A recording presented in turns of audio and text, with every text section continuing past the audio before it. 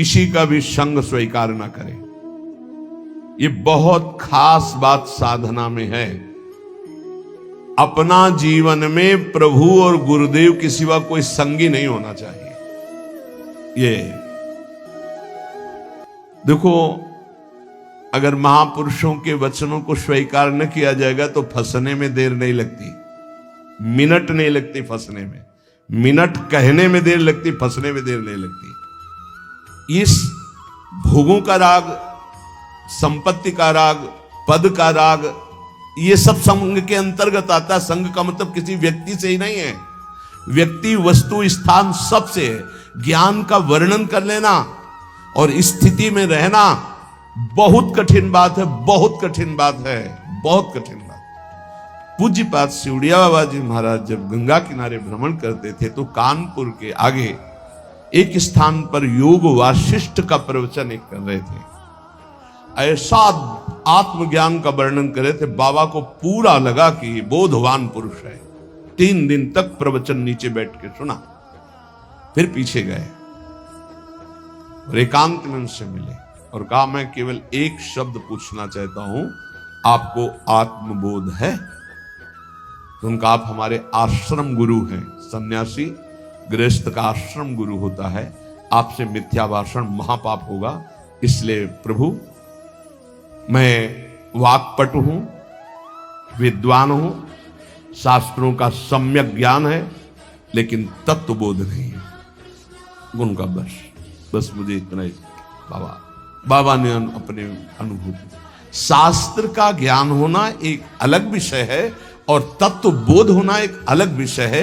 यहां परम अवधूत दत्तात्रेय भगवान कह रहे, यदि तुम्हें तत्व बोध प्राप्त करना, भगवत प्राप्ति करनी है, देखो, अगर आप सोचो कि मैं प्रेम मार्ग का हूं, मुझे तत्वबोध से क्या मतलब है, तो सर्वान वस्तु तया निरीक्ष, ये तत्वबोध ही ध्यान रखना। ये क्रूरा अपि पापिनो न च सताम संभाष्य दृश्यासे सर्वान वस्तु तया निरीक्ष परम स्वाराध्य बुद्धिर्मम, सब में, पापी में, पुण्यात्मा में, सब में एक मेरे आराध्य देव, ये तत्वबोध ही है।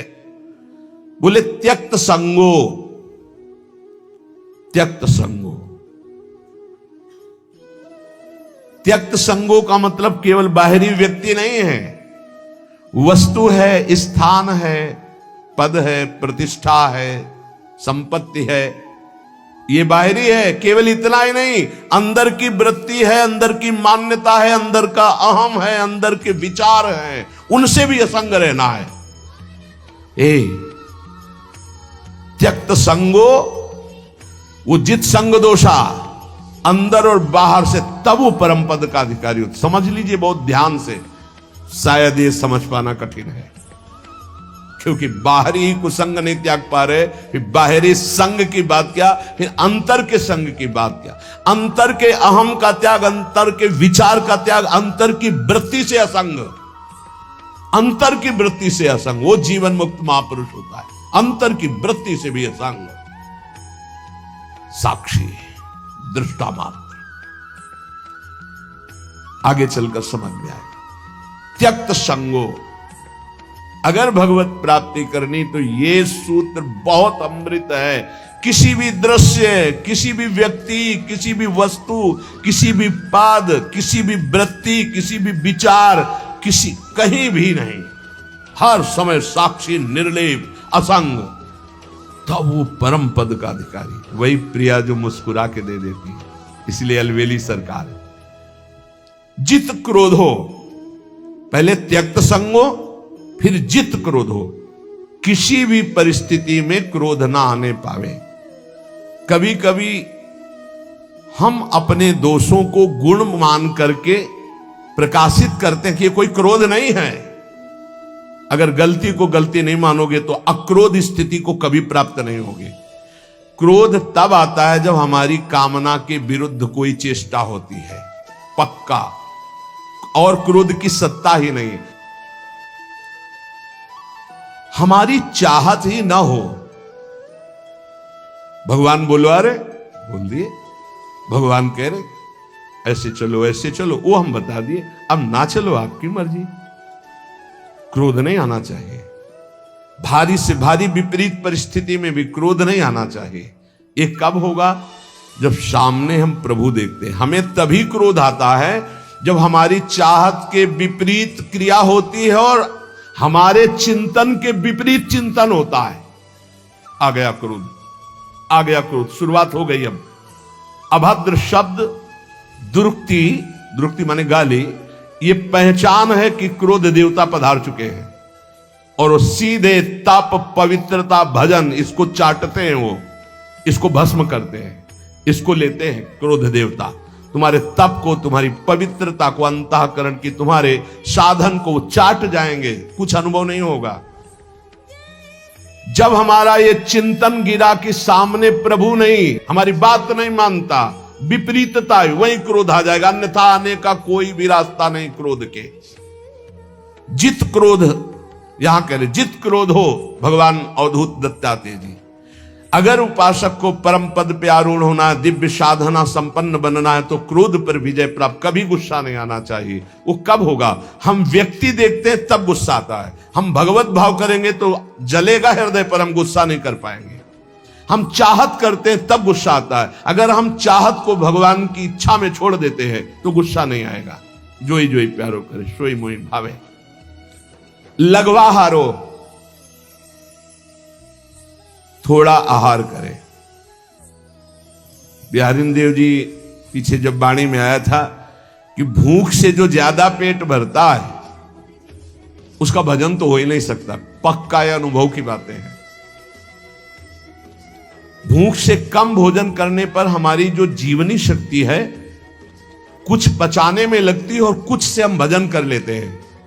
अगर भूखे हैं हम तो हमारा चिंतन बार बार खिंचता है भूख की तरफ। इसलिए लघवा हारो, थोड़ा आहार डाल लिया जाए। और ये अभ्यास से होता है। एक एक कवल केवल आप कम कर लीजिए तो बहुत थोड़े आहार में आपकी दिनचर्या बहुत स्फूर्ति वाली हो जाएगी। आप ये भ्रम छोड़ दें कि हम जितना अधिक आहार करेंगे उतने अधिक शक्तिशाली बनेंगे, ऐसा नहीं है। विचार आपके, संकल्प आपका, ये आपकी सामर्थ्य होती है। शुद्ध संकल्प, ये हम सांसारिक भाषा में बोल रहे हैं। शुद्ध संकल्प, शुद्ध विचार, पवित्रता, जितेंद्रियता, लघुआहार, आप महान बलशाली हो जाएंगे, पक्का। देखो, संकल्प रहित होकर देखो, भगवद आश्रित होकर देखो, और अपार सामर्थ्य। शुद्ध संकल्प का कितना बड़ा चमत्कार है कि आप नहीं समझ पाएंगे, कि विश्वास ही नहीं कर पाएंगे। अगस्त जी ने संकल्प किया और ऐसे समुद्र को पी गए, पूरे समुद्र को। आप विश्वास नहीं कर पाएंगे कि समुद्र को पी गए अगस्त जी महाराज। महान तप निधि, संकल्प किया और पी गए समुद्र को। यह संकल्प की ताकत। भोजन से इस पांच भौतिक शरीर का पोषण होता है और धीरे धीरे हम शरीर से अपने को अलग करने के लिए साधना कर रहे हैं। तो लघवा हारो, थोड़ा आहार चाहिए। हमारा दिमाग क्या सिखाता है? बर्बाद काहे को करोगे? अब कितना रह गया? 2 लड्डू रह गए हैं, 1 कटोरी खीर है। वैसे तो नहीं है पर बर्बाद नहीं होना चाहिए। अन्न है, ये बर्बाद, श्वास बर्बाद हो जानी चाहिए। अरे दूसरा कोई खा लेगा, कोई और जीव पा लेगा। आप थोड़ा भजन के लिए जगह बनाए रखो। अगर आपने परुषा लिया है तो किसी और जीव को पवा देना। सब अपने गुरु भाई ही हैं, हम एक ही प्रभु के बच्चा हैं। पोशाकें अलग अलग हैं। अरे किसी के श्वान की पोशाक है, किसी के सूकर की पोशाक है, किसी की कृमि की, लेकिन हम हैं सब एक ही भाई, परमात्मा अंश हैं, हम सब एक ही हैं। अंश वही है, पोशाकें अलग अलग हैं, वो पालेंगे। हम भजन के लिए उतने ही पुरुष हुआ, उतने ही पावे जिससे भजन। ये आप बैठा लीजिए, खाते खाते मर जाओगे लेकिन खाने की आदत नहीं खत्म होगी। इसको संयम में लाओ। पहला कहा है त्यक्त संगो, दूसरा कहा है जित क्रोधो, तीसरा कहा है लघुआहारो। यदि भगवत प्राप्ति करनी है, दिव्यता लानी है, भजन का चमत्कार अंदर प्रकट करना है कि काम क्रोध लोभ मोह मद मत्सर ये सब भस्म हो रहे हैं, तो लघुआहारो। आहार पाने के बाद फिर ऐसे तुरंत बैठ सकते हो, ऐसा आहार पाइए कि अगर आपको तुरंत बैठना पड़े तो आपको वजन न लगे कि पेट में वजन है। ये जितना आप चिकने पदार्थ, जितने आप स्वादिष्ट पदार्थ समझ रहे हैं, ये स्वाद नहीं है। वास्तविक स्वाद तो राधा नाम सुधा रसम रसी, तुम रोम रोम आपका झंकृत हो जाएगा जिस दिन राधा नाम। बोले हमें तो स्वाद नहीं मिलता, तो जिसका पित्त बढ़ जाता मिश्री कड़वी लगती है, अगर अनुपान से दवा रूप में वही लिया जाए तो जब पित्त नष्ट होगा तो मिश्री मीठी लगने लगे। तो राधा नाम सुधा अमृत है, ये अमृत रस है। आचार्यों ने, महापुरुषों ने, स्वयं हरि ने इसका पान किया है, वही आपको मिल रहा है। आपकी जबान खराब हो चुकी भोगों में, थोड़ा भोजन कीजिए, बड़ा पावर मिलता है। आप उपवास के दिन देखना भजन में बहुत मन लगेगा, थोड़ा पाने पर। तो वैसे ही आप रोज उपवास कर सकते हो। 1 रोटी पाओ, 2 रोटी पाओ, थोड़ी दाल ले ली, थोड़ी सब्जी ले ली, जितने से ऐसे थोड़ा लगा बस। इतना दिमाग विचित्र है कि हर बार फंसाता है यही कि बर्बाद नहीं होना चाहिए, ये जाना चाहिए, अंदर जाना चाहिए। बस जहां यहां से गया तो बस फिर उसके पचाने में पूरा दिमाग लगा, भजन में तो लगा नहीं। इसलिए प्रार्थना है इस आसक्ति से बचो, भोजन की आसक्ति से। अच्छे पदार्थ जो सृष्टि में कहे जाते हैं उनको थोड़ा लीजिए, और जो रूखे सूखे कहे जाते हैं उनसे पेट भरिए और खूब भजन कीजिए। आगे कह रहे जितेंद्रिय, अपने आप जितेंद्रिय हो जाएंगे। शरीर एक रथ है, बुद्धि इस रथ को चलाने वाला सारथी है, बैठने वाला जीवात्मा है, मन लगाम है, इंद्रियां घोड़े हैं, विचरने की जगह विषय भोग है। ये घोड़े विषय भोग का चारा चरने के लिए जाएंगे। अगर मन रूपी लगाम को बुद्धि रूपी सारथी ने ठीक से खींचा नहीं तो ये खंडक में गिरा देंगे, और गिरे हुए बहुत फंसे हैं। और जीव इतना भोला बन चुका है कि गड्ढे में गिरा है फिर भी वो आनंदित है, वो उसी को सुख समझ रहा है, दुख को ही सुख समझकर। यही तो भगवान की विचित्र माया है। जिसे तुम सुख समझते हो वो सुख की छाया है, समझ पड़ती नहीं ये गिरधर की माया है। भयानक दुख के अंतर में वो डूबा हुआ भयानक परिणामों को प्राप्त होगा, लेकिन उसमें सुख का अनुभव कर रहा है। त्यक्त संगो जित क्रोधो लघ्वाहारो, तो अपने आप जितेंद्रिय हो जाएंगे। देख लेना, घृणा हो जाएगी यार, घृणा। कौन सा ऐसा सुख है जो घृणा के योग्य ना हो? लौकिक बढ़िया से बढ़िया पदार्थ खाओ, तत्काल हम उसे वापस उलटते हैं, देखने लायक नहीं रह जाएगा। चिकनी चमड़ी केवल देखकर फंस रहे हैं, कुछ नहीं, पूरा जीवन बर्बाद हो जाता है।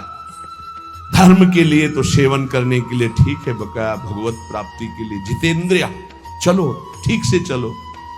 पिधाय बुद्ध्या द्वाराणि मनो ध्याने निवेशयेत्, शून्ये स्वेवावकाके गुहासुचो वनेसुचो, नित्य युक्ता सदा योगी ध्यानम सम्यक उपक्रमेत। श्री दत्तात्रेय जी महाराज कह रहे हैं, बुद्धि को परमात्म चिंतन से इतनी बलवान बनाओ कि अपनी इंद्रियों के द्वारों से घसीटकर उसे भगवान में स्थित करो। हर इंद्रिय द्वार बंद, अंतर्मुख इंद्रियों को करके परमात्म चिंतन में लग। शून्य स्वेवावकाशेषु, कहां हमारी स्थिति थी? विचार करके देखो। सब विषय जितने हैं वो हमको रौंद रहे थे, ना चरणों में प्रीति थी, ना उस कोटि की भजन की वृत्ति थी। ये तो सिर्फ आचार्य कृपा से। अब हे लाडली, आपकी शरण में आ गए।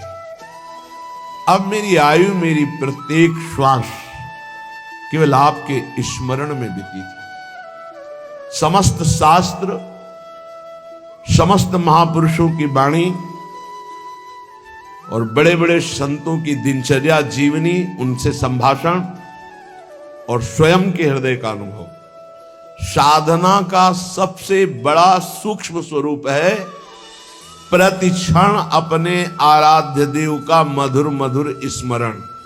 ये सबसे बड़ा साधन है और इसी से भगवत प्राप्ति होती है, केवल इसी से भगवत प्राप्ति होती है। और सब साधन है उनका फल है स्मृति, और ये मधुर मधुर स्मृति ही भगवत प्राप्ति कराती है।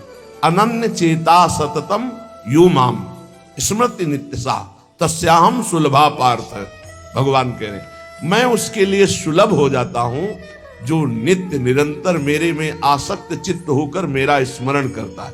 अनन्य चेता सततम यो माम स्मरति नित्यसा, इससे बड़ा कोई साधन नहीं, और ये सबसे कठिन है।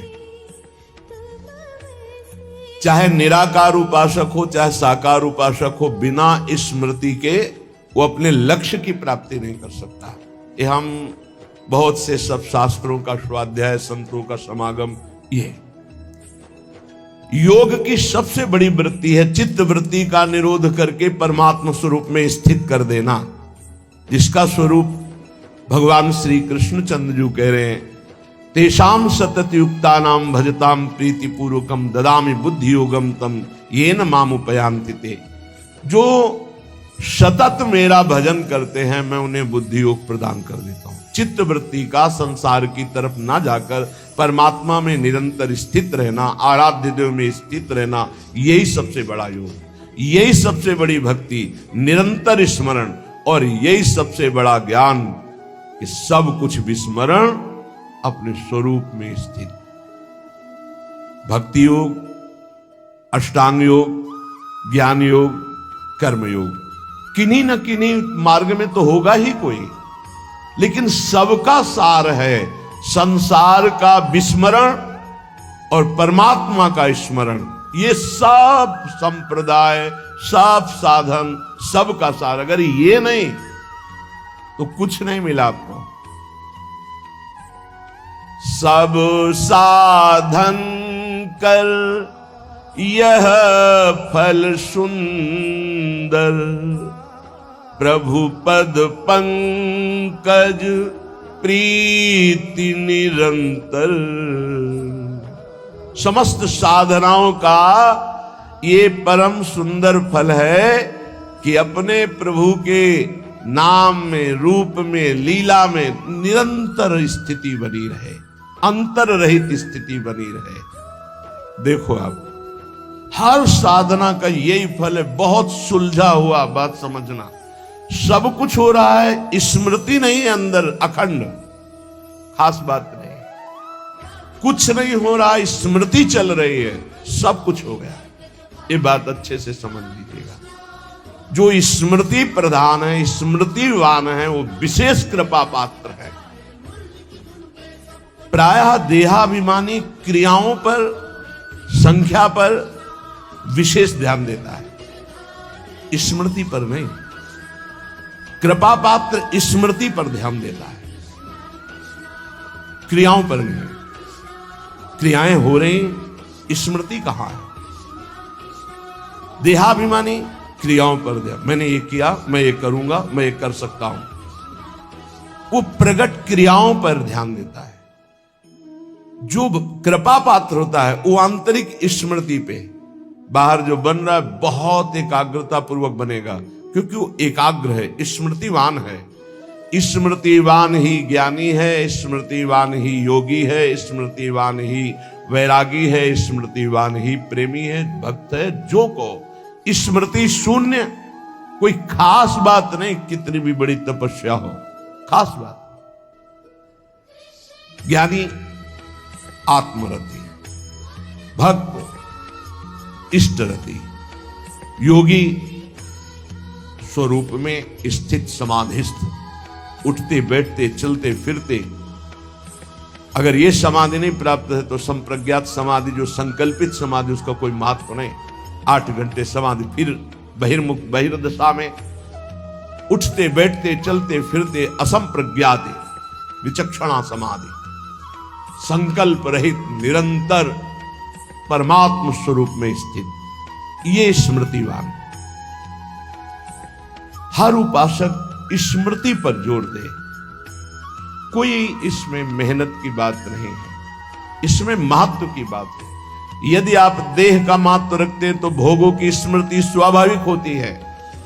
यदि आप प्रभु का महत्व रखते हैं भगवत स्मृति स्वाभाविक होने लगेगी। स्वाभाविक, जैसे हम विषयों की स्मृति करते नहीं, वो बसी हुई माला चल रहा है, स्मृति भोगों की हो रही, आरती पूजा क्रियाएं भागवतिक हो रही, स्मृति पदार्थों की भोगों की हो रही, नाना प्रकार का भोगाकर्षण का स्मरण हो रहा है, उसे स्मृति कहते हैं, जो अंदर अंदर होती है।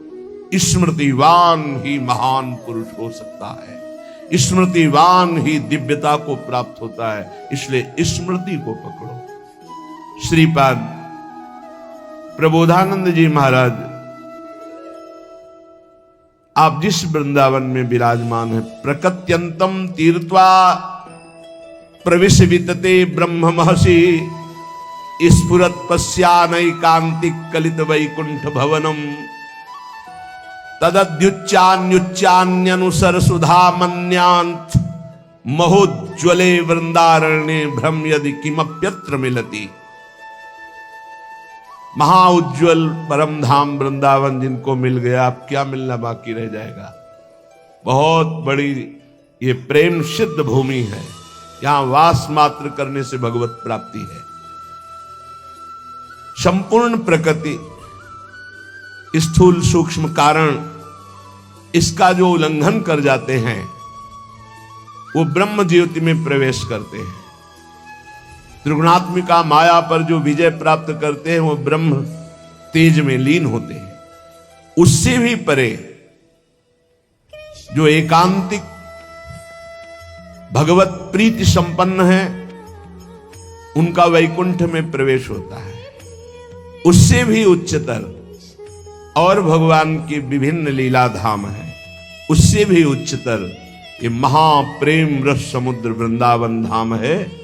ये सर्वोपरि उज्जवल प्रेम रस प्रदान करने वाला। यदि तुम्हें वृंदावन मिल गया तो अब कुछ भी मिलना बाकी नहीं रह जाएगा। इसलिए वंदे वृंदावनगत महम भक्ति भारावनम्रो धन्याग्रण्यम क्रमिमपि न चान्यत्र संस्थांतरणाय। मैं वृंदावन की कृपा से वृंदावन की महिमा को जितना जान रहा हूं, श्रीपाद कह रहे हैं, यहां के किसी भी जीव का अपमान मत करना। अब यहां का अगर कीड़ा भी दिखाई देगा तो मैं माथा रख करके उसको दूर से पंचांग प्रणाम करूंगा कि तू धन्य है, वृंदावन में कीड़ा बना, मेरी स्वामिनी के महल का है। बहुत ध्यान देने, किसी की निंदा या अपमान या प्रहार दंड देना, ये तो बहुत दूरी बात है। यहां छोटे से छोटे जिसे तुम निम्न कोटि का जीव समझ रहे हो, बड़ा भारी परमहंस महात्मा बना हुआ है। वंदे वृंदावन गतमहम भक्ति भारावनम्रो धन्याग्रण्यम क्रमिमपि। यहां वृंदावन के क्रमी को मैं प्रेम भार से झुककर मस्तक रखकर प्रणाम करता हूं, क्योंकि प्रियाजू के महल का है। किंतु संस्थान त्रणाय मन्ने ब्रह्मादिक सुरगणान किम बहुक्त्या ममेयम। बड़े बड़े देवता देवराजेंद्र ब्रह्मादि को भी मैं तिनके से बड़ा नहीं समझता हूं। ये अभिमान नहीं है, ये स्थिति है। देवराजेंद्र और ब्रह्मा पद को भी मैं तिनके से बड़ा नहीं समझता हूं, क्योंकि आप ब्रह्म स्तंभ पर्यंतम सर्वम मायामयम जगत, तिनका और ब्रह्मा दोनों माया से ही रचे हैं। ब्रह्मादि देवताओं को, इंद्रादि देवताओं को मैं तृण से अधिक नहीं, अर्थात तृण के समान मानता हूं। स्वामी श्री हरिदास जी के लिए भी आया है, सुरपति नरपति लोकपति जिनके भावे घास घास रहे परम आनंद में तज सभी की आस। पर वृंदावन के मैं कीड़े को भी मस्तक रखकर जमीन पे प्रणाम करता हूं। बाहर के भी देवराज इंद्र या ब्रह्मा पद को मैं तिनके के समान समझता हूं। ऐसा आया है रसिकों के लिए कि 7 गांठ कौपीन में इंद्र बापुरो कौन। बेचारा इंद्र, उनके सामने क्या, किनके सामने? बोले जिनकी लंगोटी भी 7 जगह से सिली हुई या गांठ लगी हुई है, सही लंगोटी भी नहीं है। पर प्रिया प्रीतम के अनुराग में तो बोले इंद्र बापुरो कौन, बेचारा इंद्र क्या है उनके सामने। ये पक्की बात है। जो अपने आराध्य देव की प्रीति को प्राप्त हो गया है उसके सामने कुछ नहीं है, कोई पद नहीं। जब भक्ति का रंग चढ़ता है तो न पारमेष्ठम न महेंद्र धिष्णम कह देना बहुत सरल बात है। श्लोक याद करके बोलना या उसका अर्थ बता देना बहुत सरल बात है। और हम कह रहे हैं न पारमेष्ठम न महेंद्र धिष्णम न सार्वभौमम न रसाधिपत्यम न योग सिद्धिर अपुनर्भवम वा, नहीं चाहिए। और एक छोटा सा विषय, एक छोटी सी भोग सामग्री विचलित करके नीचे गिरा देती है, तो वो केवल दम्भ हुआ बोलना। स्थितिहीन महापुरुषों की जो बोल रहे हैं कि ब्रह्म पद या देवराज इंद्र का पद भी तिनके के समान हमारे लिए है। महत्व है तो वृंदावन का उस कीड़े का भी जो इस रज में रेंगता है। क्रमी प्रौढ़िर गाढ़ा न खलु पर तो भाति कृष्णोपि पूर्णा।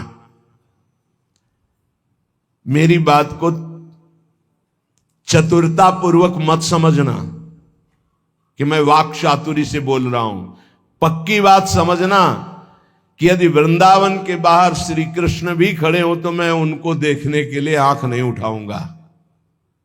जैसा श्रीपाद कह रहे हैं ऐसे श्री भट्ट देवाचार्य जी भी कह रहे हैं। विपिन राज सीमा के बाहर हरिहु को न निहार रे मन वृंदा विपिन। राधा राधा राधा राधा राधा राधा राधा राधा राधा राधा राधा राधा राधा